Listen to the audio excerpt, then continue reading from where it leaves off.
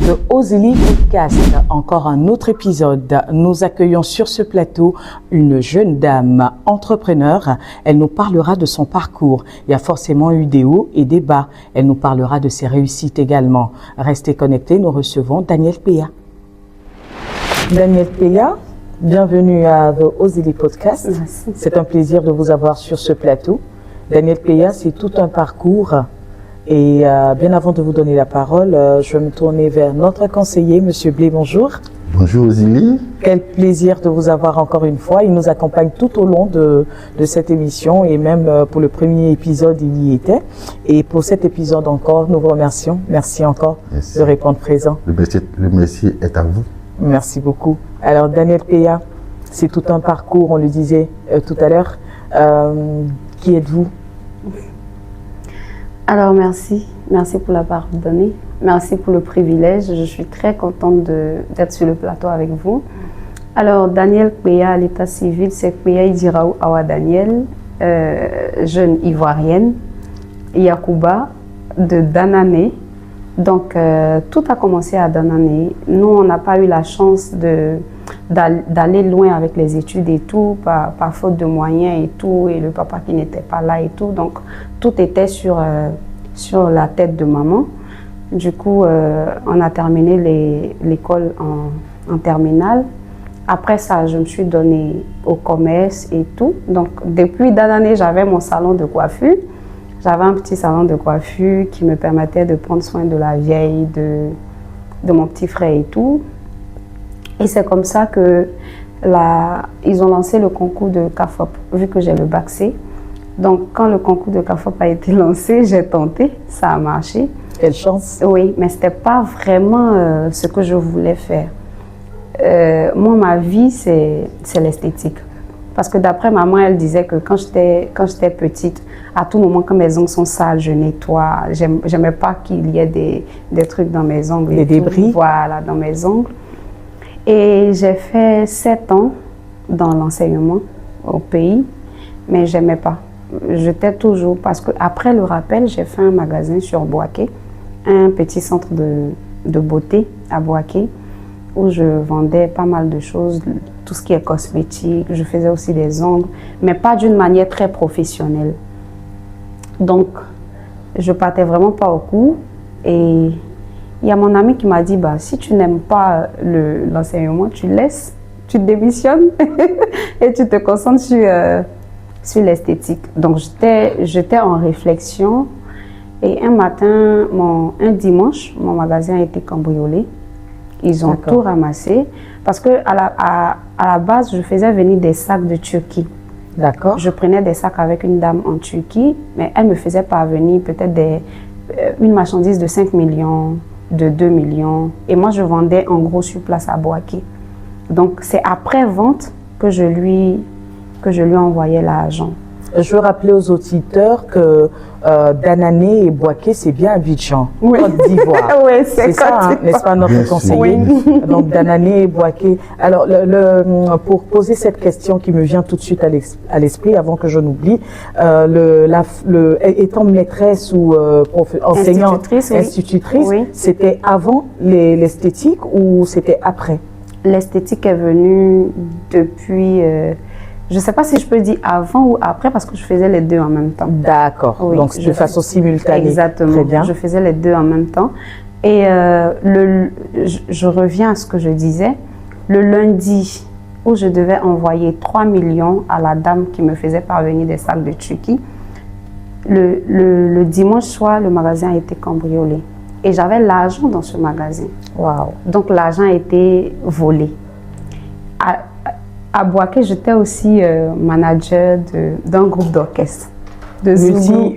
Multi-casquette. De Zouglou, comme on peut le dire. Donc, on était à un plein air et on m'appelle, on me dit, maîtresse, ton magasin est cassé. Je vais, tout est parti. Wow. Donc, comme ça, je suis tombée, je suis restée inconsciente pendant 2 mois au sud de Boaké. What?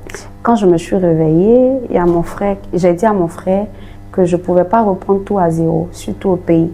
Parce que l'enseignement est ce qu'il est, mais on sait tout ce qu'on gagne dedans. Et je ne voulais pas reprendre tout à zéro, parce que tout était vraiment parti. Et la dame pensait que j'avais peut-être bouffé son argent et tout. Elle a appelé la PLCC, c'est ça? Oui, c'est ce que la police, enfin. Oui, oui. Elle a porté plainte. En tout cas, elle a porté une plainte. Et quand je me suis réveillée, j'ai répondu à la plainte et tout. J'ai vu mon banquier qui m'a donné mes économies et tout. J'ai remboursé comme je pouvais et je suis venue au Maroc. Waouh. Donc, je suis venue au Maroc sans dire à un membre de ma famille que je partais au Maroc. Parce que déçue, Parce que choquée. Des cinq enfants de ma mère, je suis la seule qui avait quand même, qui a eu le privilège d'être à la fonction publique.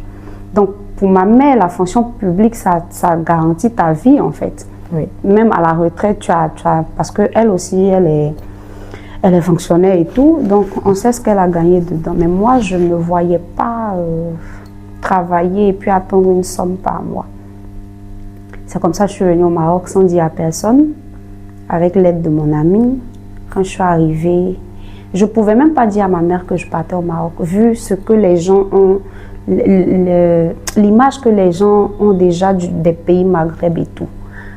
Donc, j'arrive au Maroc. Avant d'arriver, d'abord, j'appelle une sœur qui était ici, une cousine, à qui j'envoie 2 millions. Je me dis, arrivé ici, je peux prendre un magasin, travailler à mon propre compte déjà dans les débuts et tout. Donc, elle, je lui transfère l'argent. Elle me dit, quand tu viens, tu descends chez moi. Et après, voilà, tu te construis un peu. J'arrive à l'aéroport, je l'appelle, son numéro passe plus. Waouh. Je l'appelle, son numéro passe pas. Donc, je reste à l'aéroport toute une journée. Je me connecte, j'informe un ami au pays qui me demande s'il y a Wave et tout.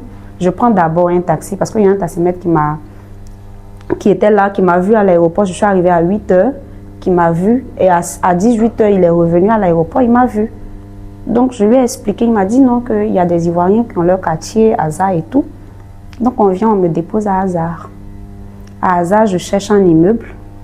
Avec mes 2,23, je vais sous l'immeuble, je prends un pain. Chaque nuit, j'enlève un pain et je dors là.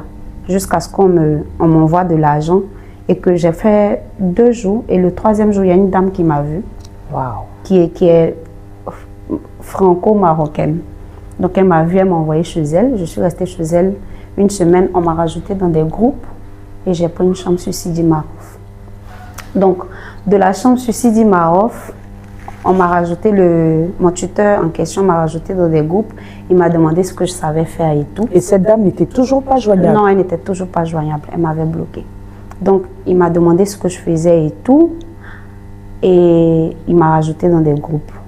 Dans des groupes, j'ai vu restauration, ménage et tout. Quelqu'un qui, à la base, ne fait même pas le ménage pour sa mère. Quel ménage elle va faire ici? C'est ça. Donc, je tombe sur une publication où on parle de restauratrice à un diable. Je vais. On me dit le salaire est 2000 dirhams. Qui fait 200 € à peu près? Oui, qui fait même pas mon salaire au pays. Donc, je n'avais pas le choix. Je suis allée quand même essayer. Et le boss a proposé de coucher avec moi pour me donner le poste. Carrément? Oui, parce que le poste de serveuse, il y a des pourboires et tout. Donc, j'ai refusé, je suis rentrée. Je suis restée là à regarder dans des groupes. Et un matin, je tombe sur Esthétique 3000 dirhams, 11 janvier, au boulevard 11 janvier. J'ose. Je viens tester le boulot. D'ailleurs, quand on venait, on a vu le salon en question dont elle parlait. Ça lui a rappelé énormément de souvenirs. Elle m'a dit, ah mais voilà, je travaillais là. Ouais. Ça me faisait tellement rire. On dit, on a besoin d'une esthéticienne qui sait faire gel, vernis permanent, acrylique, polygel. Je connais rien de tout ça. En fait, l'esthétique au Maroc, ça n'a rien à voir avec ce qu'on avait l'habitude de faire au pays. Maintenant, c'est vrai, au pays, c'est développé un peu, mais en ce moment-là, je connaissais même pas ce qu'on appelait vernis permanent. Juste les formes, le vernis normal, il n'y a pas de problème. Donc, j'arrive, j'essaie de regarder des tutos rapidement sur YouTube. J'arrive et elle me fait passer à la pédicure. Je fais la pédicure, j'arrive au niveau où je dois poncer le pied de la dame et je cherche nos cailloux du pays qu'on prend pour penser Les pierres, en fait, traditionnelles qu'on les pierres du utilise. pays, là. Donc, je cherche. Et la dame me demande, Daniel, tu cherches quoi? Je dis, je cherche les pierres, là. Elle dit, les pierres? Ah, really? Donc, elle me donne